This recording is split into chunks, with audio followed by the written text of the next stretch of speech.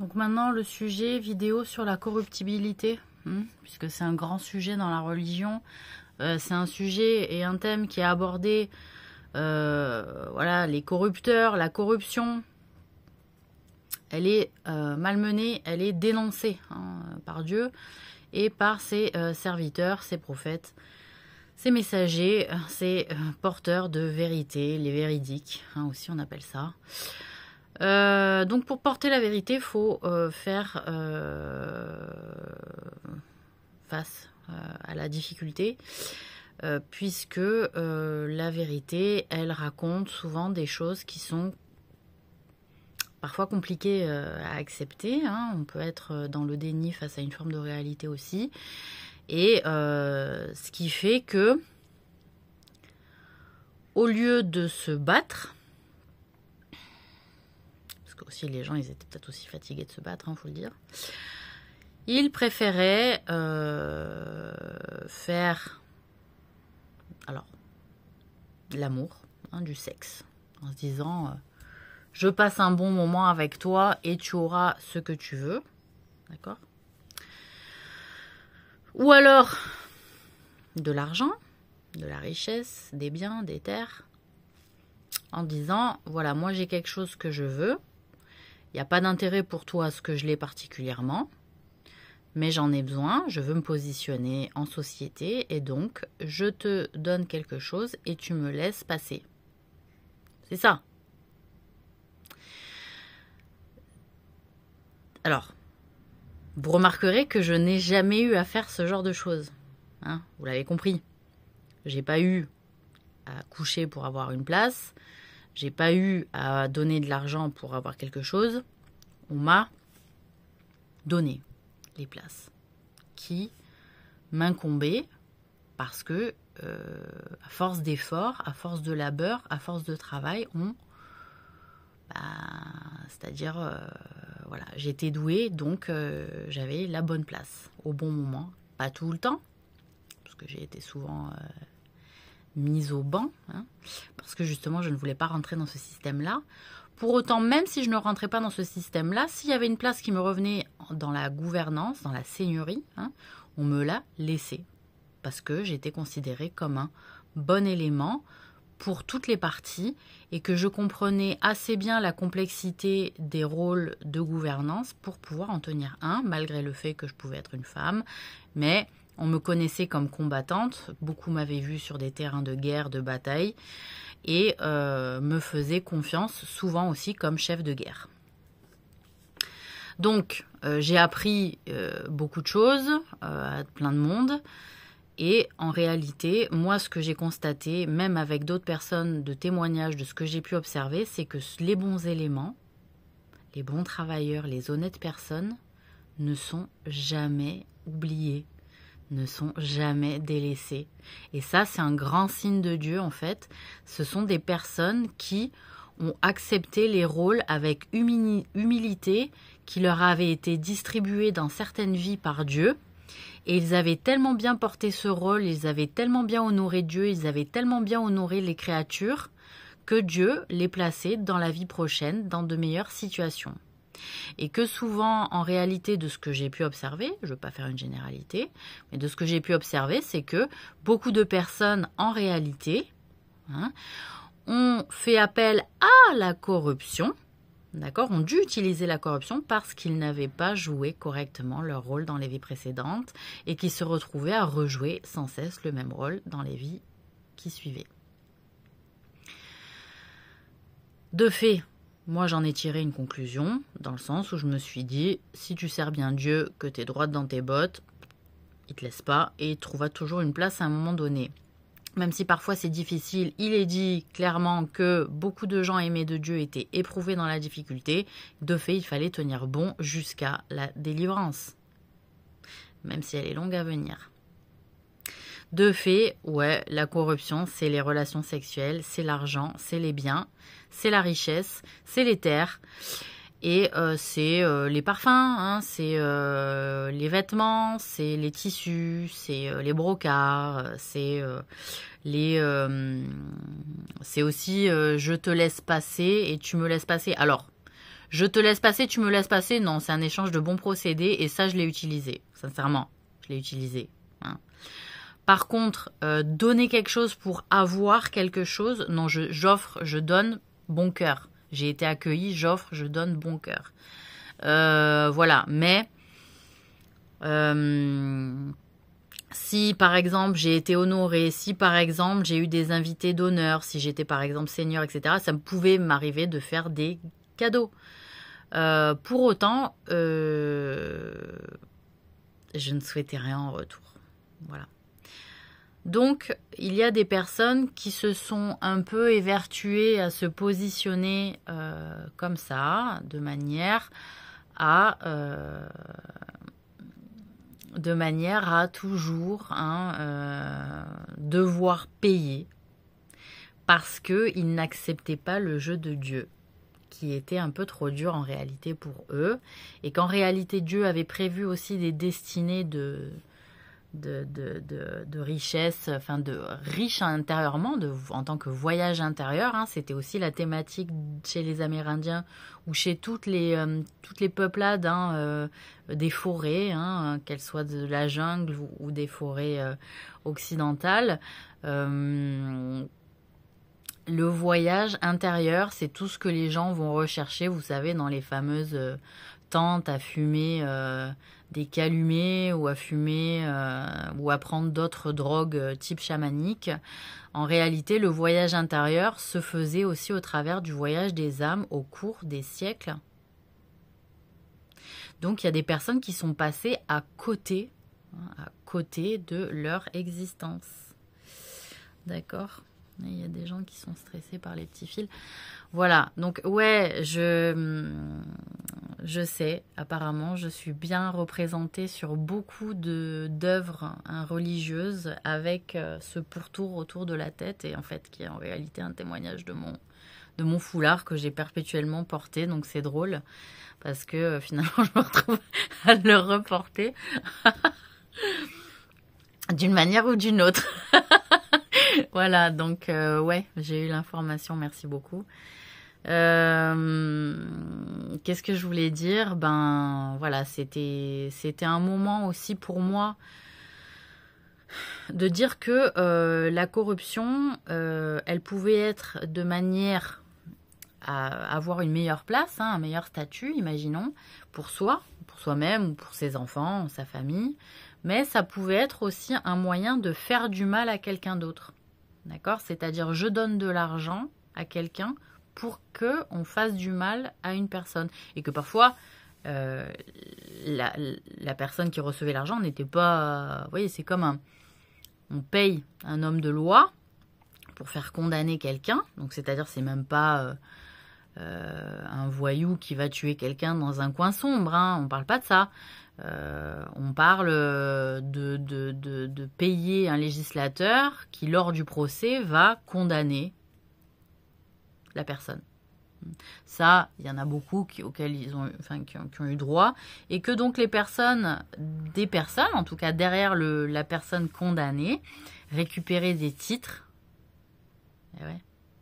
Récupérer des titres, récupérer de l'argent, et que parfois on se mettait d'accord au-delà du fait, hein, les personnes se mettaient d'accord, pas moi, les personnes se mettaient d'accord pour donner de l'argent donc au législateur, la personne de la justice qui allait rendre le verdict, et puis on récupérait, vous allez récupérer une part de son bien, vous allez récupérer, il n'a pas d'héritier, moi je vais récupérer des titres, et puis pour vous récupérez par exemple l'héritage.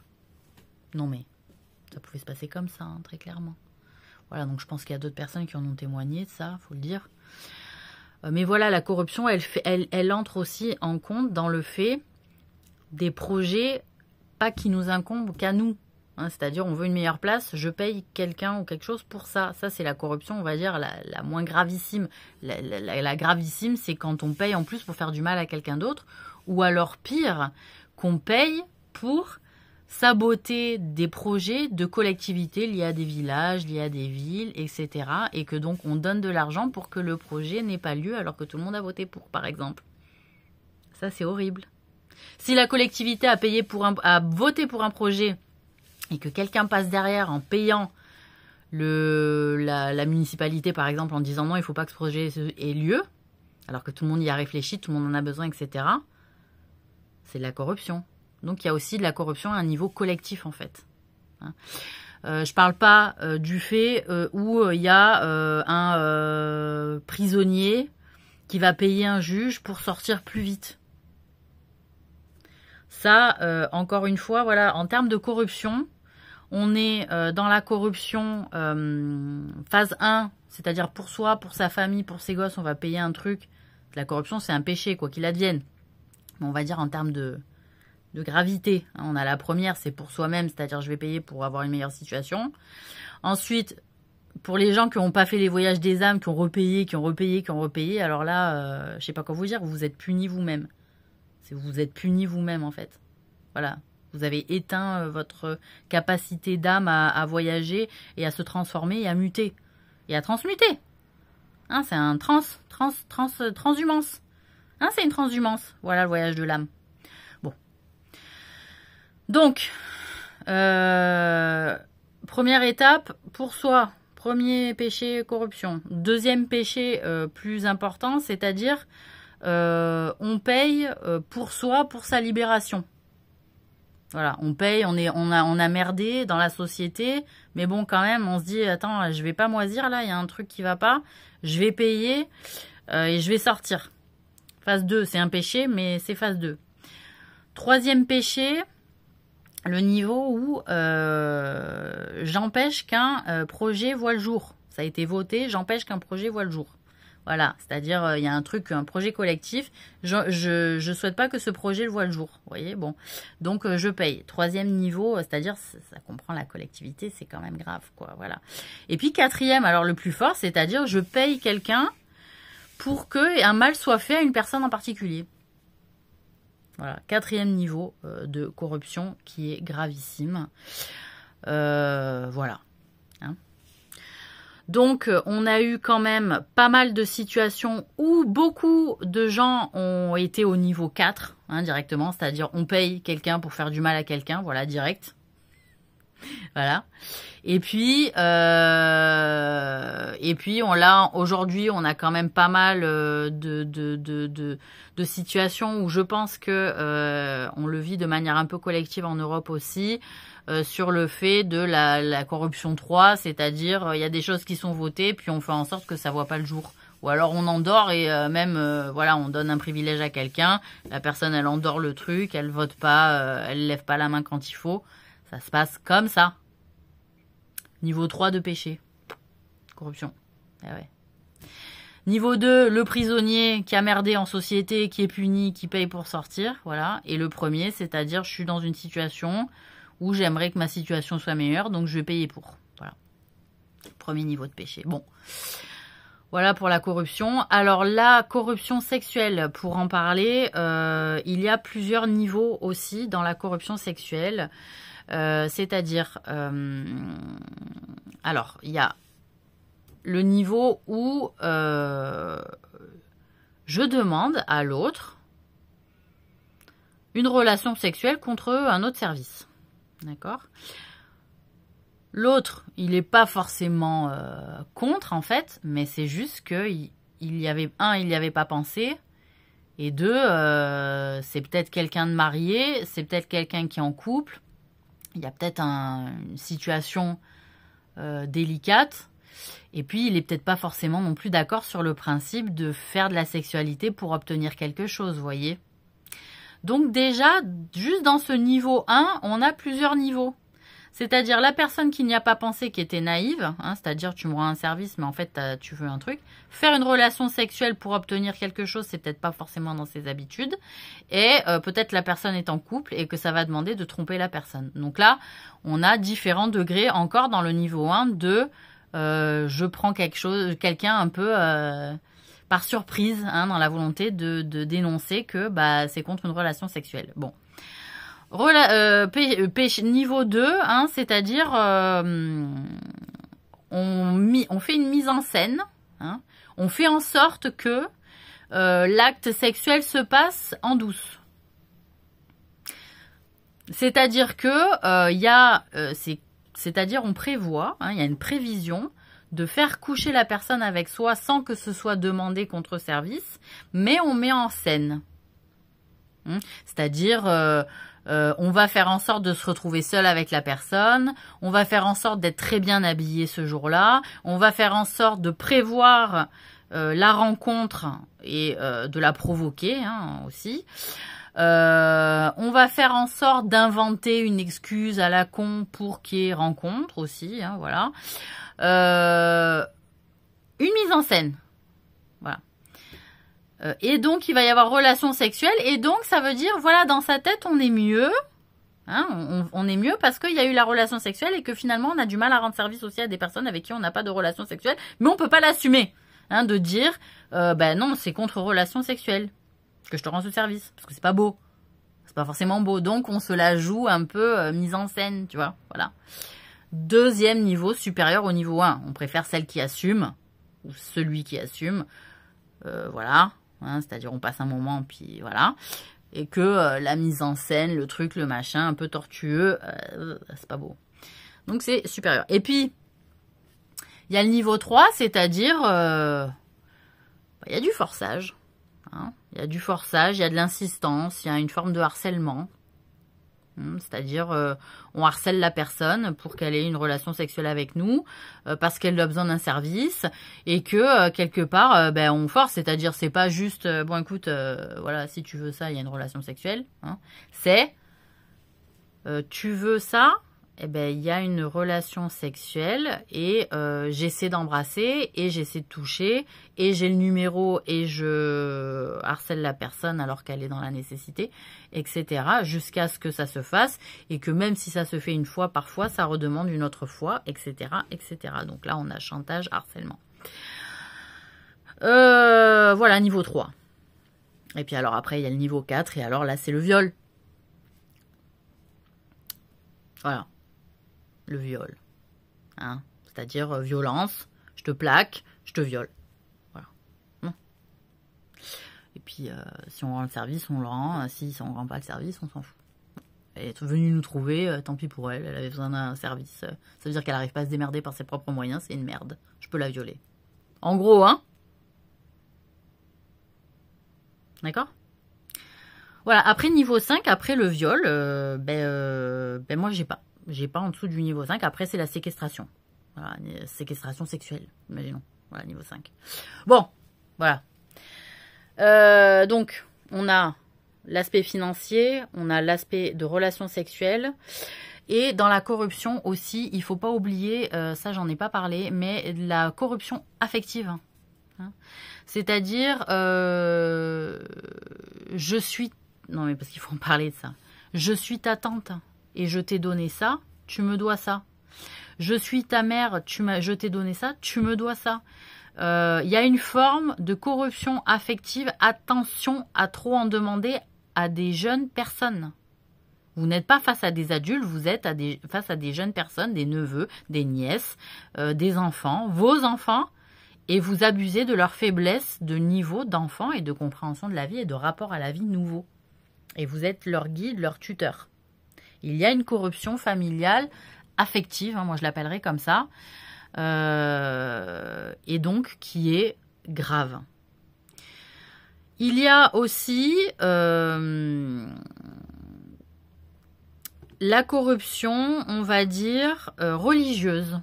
J'en ai pas parlé au départ, mais il y a aussi la corruption religieuse, dans le sens où je fais croire à quelqu'un qui vient chercher des réponses auprès de Dieu, du service de Dieu religieux et religion attestée monothéiste, par exemple. Je viens chercher des réponses et on me demande de payer pour avoir ces réponses. Corruption religieuse. D'accord ? Ou alors, pour avoir une absolution de péché, pour avoir droit à des visites, pour avoir droit à pouvoir être invité à des rencontres, on doit payer. Corruption religieuse. D'accord ? Voilà. C'est pas qu'une question d'aumône, là, c'est une corruption. ok?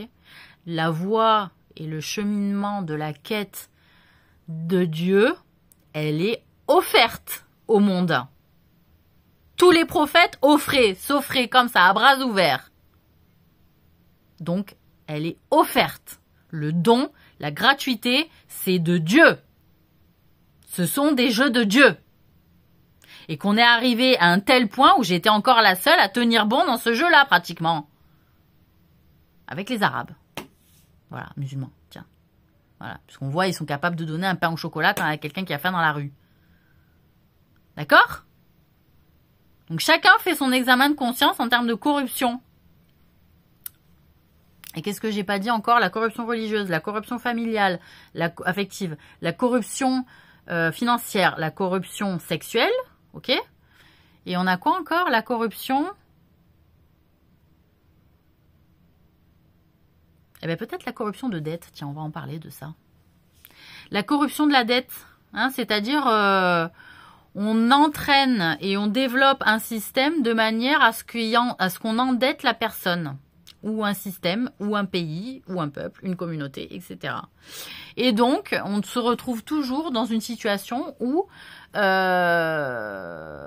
endetté, on n'arrive pas à se dégager de la dette, hein, et on est dans un système complètement broyé, et en fait les autres nous regardent en disant « Ah, t'es toujours endetté, t'arrives pas à t'en sortir, t'as agrandi ta dette, etc. » alors que le système est falsifié, et qu'il y a peut-être aussi des gens qui, à l'extérieur, maintiennent des niveaux de vie et des niveaux de jeu dégueulasses qui font que on est bloqué dans un système de dette. C'est de la corruption de dette.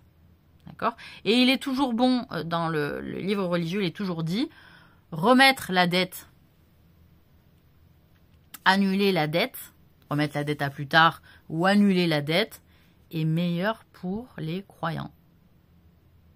Voilà, est meilleur pour les croyants. Parce que, voilà, en fait, il y a tout qui est un peu biaisé, il y a un système financier qui a évolué avec le temps et qu'on était quand même mieux quand on pouvait créer de l'argent. Voilà. C'est-à-dire de quelque chose, on crée de l'argent. Voilà, c'est un concept. On n'est pas obligé d'avoir de l'or. On dit que ça, c'est de l'argent, et puis c'est de l'argent. On a commencé comme ça au départ avec la monnaie, hein. On n'a pas eu de l'or ou du cuivre tout de suite. C'est-à-dire, on avait des pièces au départ ou des bouts de je sais pas quoi, et on disait, bon, voilà, ça, c'est un échange de monnaie. Comme l'histoire des bitcoins, hein. C'est un système de monnaie parce que on peut s'amuser en tant qu'être humain à dire voilà, ceci est de la monnaie et pas dépendre à chaque fois du cours de l'or. C'est juste que dans notre tête ça fait du bien. Ouais, l'argent c'est vraiment de l'or et tout, c'est cool, ça fait un truc réel, ça fait un truc brut, ça fait un truc beau, hein, ça fait un truc brillant, ça fait un truc qui pèse. Mais en réalité, on pourrait largement s'amuser à faire d'autres choses, de la monnaie plutôt que de l'or, ou de l'indexer sur l'or en réalité, ou de juste, parce que regardez, on est arrivé au papier, on est arrivé au chèque. Non mais, voilà, après on a un tableau, où on a un ordinateur qui nous dit, voilà, vous êtes à moins machin, mais est-ce que j'ai des billets de banque sur mon compte, franchement? C'est juste des chiffres qui sont enregistrés. Voilà, on enregistre des chiffres, mais il n'y a rien. On enregistre des chiffres. Et puis alors, il y a la couleur verte, et puis il y a la couleur rouge.